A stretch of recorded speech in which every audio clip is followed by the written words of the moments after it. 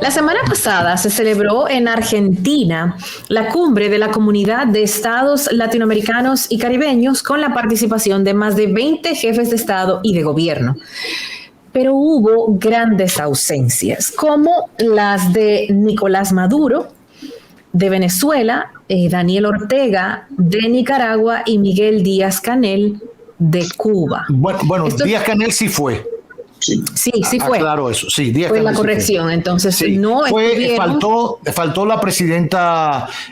Cuando hablamos de esto, y Miralba hacía referencia a los jefes de Estado y de gobierno ausentes, si bien ellos no fueron, no sé la explicación que dio Daniel Ortega. En el caso de Nicolás Maduro habló de una situación con la seguridad y atentados, etcétera.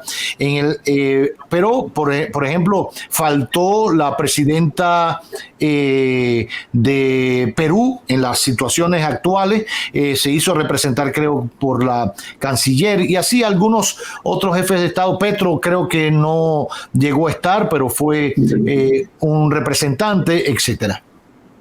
Pues muy bien, entonces dicho esto, estos gobiernos son considerados como antidemocráticos, quizás por la situación de las elecciones. Esta situación que cada día aumenta en nuestro continente. Para ello vamos a conversar con Elvis Calcaño, quien es politólogo, para hablar de la realidad que se vive en estos momentos en América Latina y la democracia de nuestros pueblos. Vamos a iniciar con Perú, que en los últimos meses ha tenido una alteración de la democracia representativa. ¿Están los ciudadanos eligiendo mal a la hora de ir a las urnas? ¿Se les permite a los ciudadanos ir libremente a las urnas? ¿Se elige por populismo o por convicción de lo que realmente le conviene a la nación?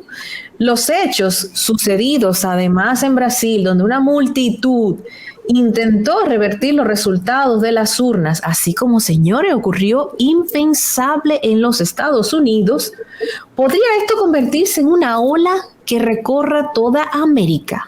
Lo conversamos con Elvis Calcaño. Elvin, bienvenido. Gracias por acompañarnos. Gracias a ustedes. Un honor siempre estar aquí. Gracias.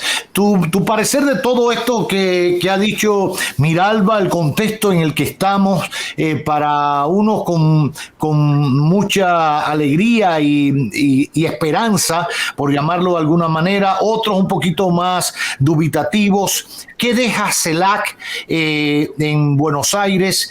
Tu parecer de lo que vivimos.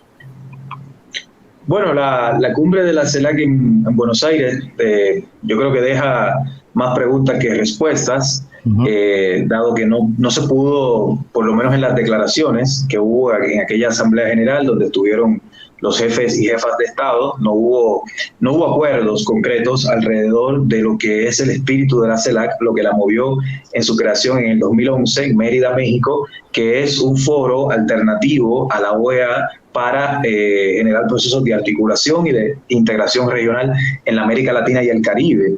La CELAC la constituyen todos los países de la América Latina y el Caribe, incluyendo el nuestro, República Dominicana. De hecho, nuestro presidente Luis Abinader estuvo ahí, y en ese sentido me parece que sí, que deja más dudas que respuestas, en el sentido de que no se avanzó en nada concreto en ese sentido. Hay que entender ahora, una cosa. Excúsame que te interrumpa. Yo creo que coincido contigo, volvió a ser otro espacio para discurso, para escucharse unos a otros. Bueno, fue el momento importante para darle un espaldarazo ya públicamente y personalmente a Luis Ignacio Lula da Silva, pero quizás el tema, por ejemplo, peruano no se analiza con la profundidad que amerita, y otras realidades, pero la reunión de Buenos Aires al menos deja la oportunidad, pienso yo. Ahora asume, creo que Ralph González, el primer ministro de San Vicente y Granadina, si mal no recuerdo, deja el sabor de que nos podemos volver a reunir en una misma mesa. Escuchaba ayer casualmente el discurso del presidente paraguayo, más allá de las diferencias ideológicas, etcétera, etcétera. Él hacía referencia incluso a la migración venezolana, pero creo que el hecho de que no se pierda o se quede en el olvido, que vuelvan reunirse los jefes de Estado y jefas de Estado y de gobierno de América Latina, al menos da otro aire para que la OEA no siga poniéndole el pie a América, ¿no? Sí. Y ahí va a decir un poco, sí hubo, por ejemplo, en el contexto de esta reunión de la CELAC, hubo declaraciones del presidente Boric, me parece que del presidente Petro, que sí efectivamente fue, alrededor de la situación que está ocurriéndose en Perú, donde hay una sistemática violación de derechos humanos, han muerto casi 70 personas en las manifestaciones que hay allí desde el 7 de diciembre, etcétera. Sí sirvió para algo, digamos, pero en América Latina siempre hemos tenido el problema de que la idea de la integración y el objetivo de la integración siempre ha estado determinado por las posiciones ideológicas de si hay mayoría de gobiernos progresistas o si hay mayoría de gobiernos conservadores en la región. Los sectores conservadores de las derechas en América Latina históricamente no han visto la integración en clave soberana, es decir, por fuera de la OEA, sin la influencia de Estados Unidos, como una prioridad, mientras que ha sido sí prioridad para los sectores de izquierda. Y lo que ha ocurrido es que cuando se crearon instituciones como la UNASUR, instituciones como otras que ha habido de ese signo, fueron muy ideológicas, estaban muy orientadas por la posición de mayoría de gobiernos de izquierda. Una vez el péndulo cambió en la América Latina, sobre todo a partir del 2015, que se empezaron a salir estos gobiernos de izquierda progresistas y llegaron los gobiernos conservadores, o la UNASUR, que se desmanteló, o como objetivo y prioridad en los países de nuestra región, se dejó a un lado la integración en clave soberana por fuera de la OEA. Yo creo que la CELAC es una gran oportunidad ahora por la orientación que hay de la mayoría de los gobiernos en América Latina que van del centro al centro izquierda.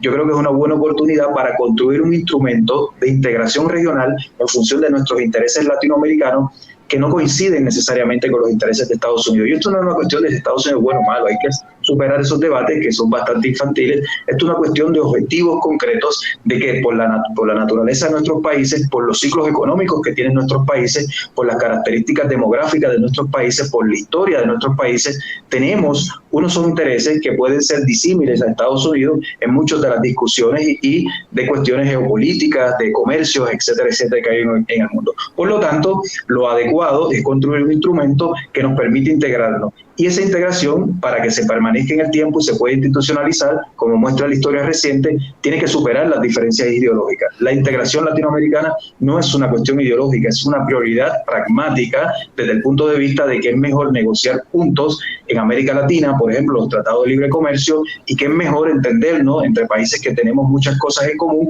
frente a ese mundo cambiante, desafiante en lo geopolítico que hay hoy. Y eso tiene que hacerse, vuelvo y digo que yo creo que ahí que tiene que estar el acento del asunto, más allá de las diferencias ideológicas normales que hay. Vamos a tener diferencias ideológicas, eso es normal, unos de izquierda, otros de derecha, unos más al centro, unos más conservadores, etcétera. Pero más allá de esas diferencias, lo que muestra la historia es que hay que construir consensos que permanezcan en el tiempo. Y eso lo han hecho, por ejemplo, en Europa. Después de matarse en la Segunda Guerra Mundial, esa gente se pusieron de acuerdo y crearon un instrumento virtuoso que todavía hoy día es clave para entender la prosperidad europea. Hagamos eso en América Latina, donde no nos hemos tenido guerra ni nos hemos estado matando. Así es, coincido plenamente contigo y lo pensaba cuando te escuchaba. Muchas veces se ha dicho, bueno, lo importante que es América Latina para las oportunidades, para crecer. ¿Por qué vienen aquí siempre? Y desde los españoles tenemos un continente riquísimo, con una diversidad. Lo que nos hace verdaderamente interesante y todo lo que sabemos es la diversidad que presentamos como continente. ¿Por qué dejarnos apabullar? ¿Por qué retrasar nuestro desarrollo? Cuando hablo nuestro desarrollo es el de nuestras naciones, el de nuestros pueblos, por diferencias ideológicas, cuando Europa quizás tiene mecanismos de integración mucho menos que los mecanismos que tiene América Latina. Hablamos del grande y el más importante, la Unión Europea. Supieron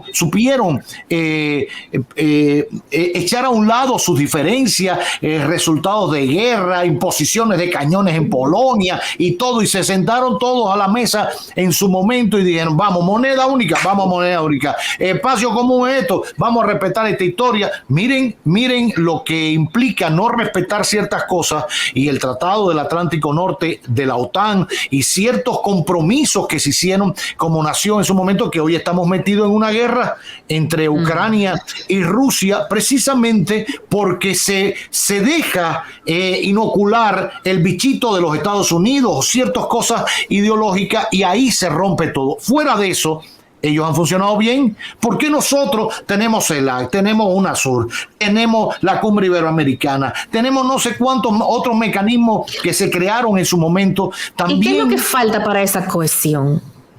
Porque, por ejemplo, en Europa ni siquiera hablan el mismo idioma. Nosotros sí. Comparten un territorio, nosotros también. Tienen diferentes religiones, tienen diferentes formas de pensar, culturas muy distintas. Las nuestras se parecen mucho más. Dígame usted, ¿qué tiene que ver un español con un húngaro? Por decir dos países. ¿Qué es lo que nos falta para esa cohesión? Superar un poco lo que decía, ¿no? En América Latina se ve la integración en claves ideológicas, y eso lleva a un error de partida.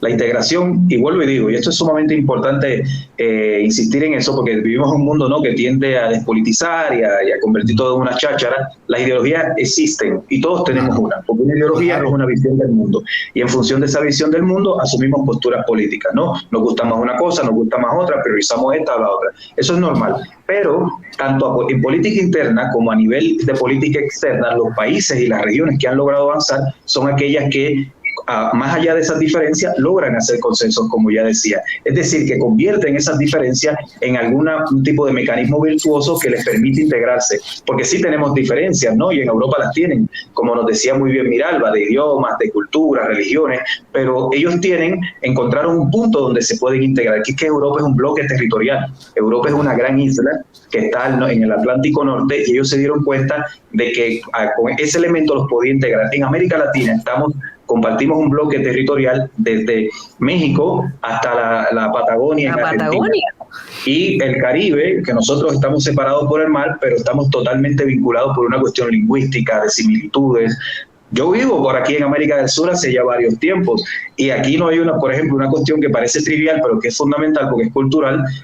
Aquí en estos países de América del Sur, donde me muevo mucho, no hay una fiesta donde no pongan un merengue, por ejemplo. Claro. Y eso yo le digo a la gente, pero esa música es de mi país y que ustedes están bailando eso. Y lo digo en broma. Pero, por ejemplo, fíjense cómo hay una serie de elementos articulatorios en América Latina que no los hemos podido identificar adecuadamente para integrarnos y poder ser en un mundo como el de hoy, que se mueve a través de esferas de influencia, de la economía del conocimiento, desafiante en lo político, con guerra, inflación, etcétera, las cadenas de valor y demás. En ese mundo, América Latina unida es mucho más fuerte que a través de nuestros países individuales, porque, por ejemplo, República Dominicana, yendo a negociar un tratado de libre comercio, bien sea con China, con Estados Unidos, no es lo mismo que vaya sola, donde en el escenario internacional somos un país pequeñito, pero si vamos como América Latina, y eso es otra cosa.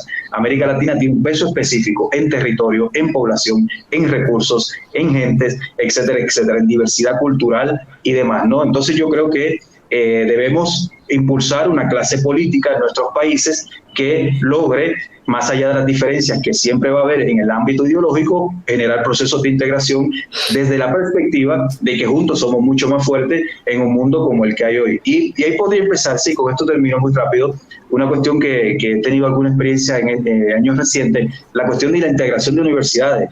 Fíjense un dato, en América Latina nuestros jóvenes se van mucho más a Europa y Estados Unidos a estudiar que entre nuestros países. Tenemos una participación muy baja en ese mundo, y hasta que el mercado también, que es en cierta medida de los intercambios académicos. Y está verificado y demostrado en estudios que las regiones del mundo que tienen altos intercambios académicos y científicos son las más desarrolladas.